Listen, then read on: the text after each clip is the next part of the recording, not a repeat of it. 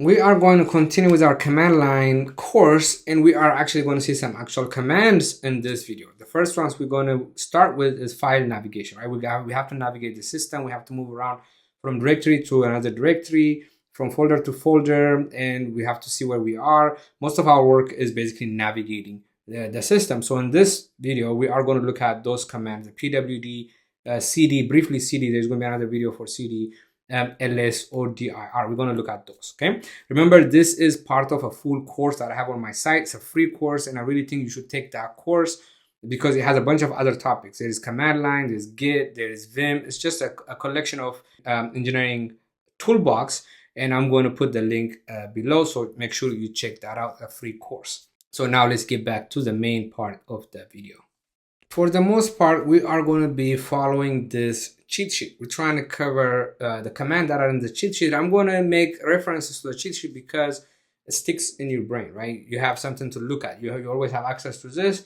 So when you actually see the cheat sheet and see it being applied, I feel like it tends to stick, okay? So we're going to follow this for the most part on the Mac and Linux, but we're also going to do Windows as much as possible. So I'm going to keep switching as usual. I have my Windows ready right here. So I'm going to switch back and forth, and it is good for everybody. But you make sure you have to learn the Mac and Linux commands because they are everywhere. So we're going to look at pwd, ls, cd. Those are the main ones we're going to look at. On Windows, that would be cd is the same, dir, a 3, we will try 3, I didn't even try 3. We'll look at dir cd because cd does what this ones do. Anyways, we're going to take a look at that. So this is navigating the system. The first thing you do when you open the terminal is you navigate to somewhere, right? Your project is in some folder. You go to that folder, you open something. You have to basically maneuver the file system. So that's where we're going to start. I'm going to teach you how to maneuver the file system. That's the first thing you do. No matter what projects you're working on, you open it and you go there. Okay. So for example, I'm going to show you the UI way. We all, as long as you've been using your computer, you have been dealing with some kind of folders and files, unless you're only doing the internet, which is just the browser. If you actually use the computer, you have done some kind of file and folder or directory manipulation, or just use them, right? So I'm going to use the word directory and folder back and forth because I have a habit. They mean the same thing. Directory is more like an engineer would say directory, and folder is just basic, I guess. They mean the same exact thing.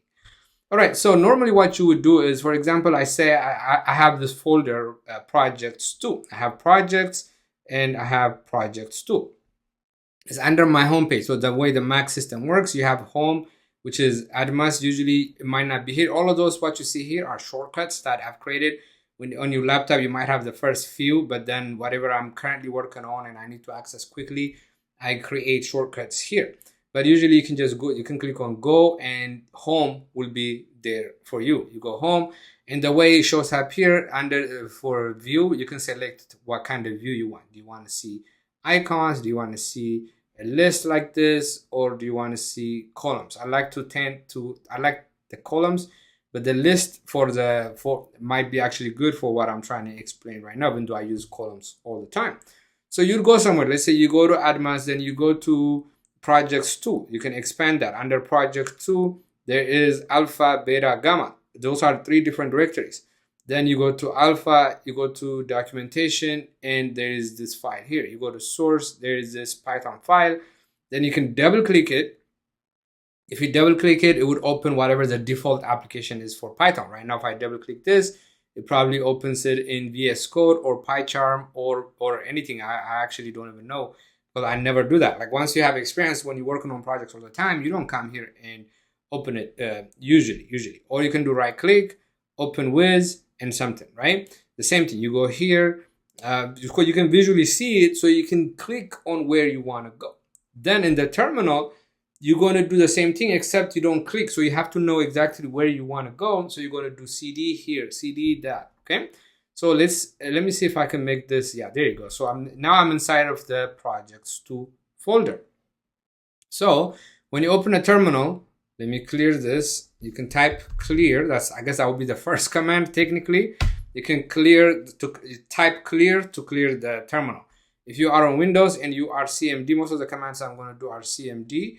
and you have some stuff you already typed, you do CLS, lowercase CLS, to clear your screen. Okay, those will be the first commands. Now let's navigate to that folder. So the first command, even in the cheat sheet, pwd shows you the present working directory or print working directory, one of those two, present working directory or print working directory.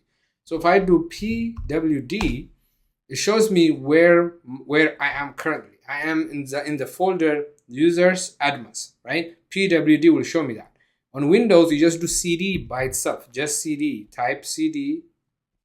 For some reason, I did type it, cd, and hit enter. It shows you where you are. So pwd on a Mac, cd on Windows.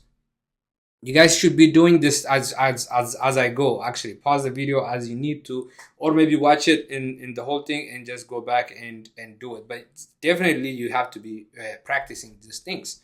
pwd and cd will show you the present working directory or print working directory. Okay, that's command number 2. We saw clear, we saw pwd, then ls.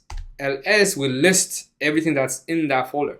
So when we're in the home directory, the UI already lists everything for us, right? The UI already lists everything for us. We can see what's inside of this directory, inside this location. We can see if it's a file or it's a folder, right? Visually, we can see this is a file, this is a folder, this is another folder, this is a file, right? We can see it. So it listed out for us. We didn't have to tell it to list it. But here, once we open the terminal, we actually have to tell it, hey, list it for us. Okay, I'm going to clear again. Clear. And the way you list it is ls. It will list everything. On Windows, that equivalent would be dir. As soon as I switch here, it doesn't let me type for some reason. dir. Okay, when you do dir, it printed everything. The format looks different. It's a little bit nicer, right? It has a date, it's probably a created date. Everything that is hidden, anything that would start with a dot, it's like a hidden folder, and then all the folders. And here it says dir. So you can tell if something is a directory or a file, right? This one here does not say dir, so it's a file, right? There's barely any files in here. Everything is a directory. Here, when you do ls, you don't actually get to see if each one of those is a file or a directory. You know, you can use common sense, and when you see an extension, you can say this is a file, but that's not always true. You can name a folder by having dot. You can say something dot something. That's a valid folder name or directory name. So that doesn't really tell you. So what you do is you give it a little bit of an option. Okay, so you always have the command and you have an option. You always have command and option, a bunch of options. So in here, we're going to give it the -L. A lot of times the options start with a -L. ls -la, actually, LA. That's what I always use this. Either you just use ls or you just use the ls-la. If I hit enter, now it looks different, right? There's a lot more information. It listed everything, but it's a lot more information. And the way you know if something is a directory or a file is if it starts with a D or if it starts with an underscore. If it starts with a D, it's a directory. If it starts with just a dash, it is a file. And all of those things actually have a lot of meanings, permissions, owners, and things like that. All of this, but we'll talk about that in another time. That's not important. What I wanted you to know is ls-la. It shows you the file here, okay? The size. Let me clear one more time. And if I do ls-la and I put h to make it human readable, then the sizes become in bytes, kilobytes, if anything, that's m megabytes or gigabyte. So it makes it readable, -h, right? And all those commands, you could split them out, -l, -a, -h. That would do the same thing, or you can do -lah. So most of the time what I do is ls-la. This is the command that I use most frequent, okay? On Windows, you just do dir, and you get pretty much the same result. So when we look at the cheat sheet, we looked at pwd, we looked at ls-la. I combined those two together. And with Windows, we saw cd, which is basically pwd, and we saw dir. So this is how you basically print. I use this all the time, so I keep clicking on it. So this is how you use the terminal to see where you are, pwd and ls, or you give it option ls-la.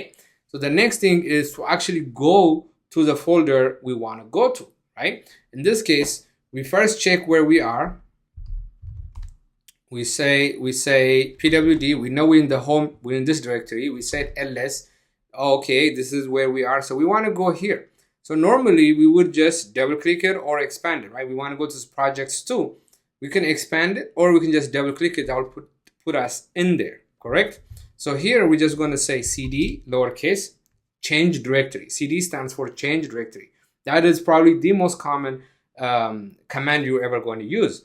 So cd is change directory. So we want to change our directory. We want to go into somewhere, right? Just like the way we double clicked to get into it. We were here, we saw what we found, and we verified, you know, projects two, yeah. Double click it to go inside. We change directory into it, right? Here we're going to do cd and we're going to type the project name. We're going to say project 2 and we're going to hit enter. Okay, now we are in that project. This prompt actually it looks like this because I configured it to look like this. I will share the command. So if I let me see, I think echo ps1, there's a variable you said. Actually, that's not right.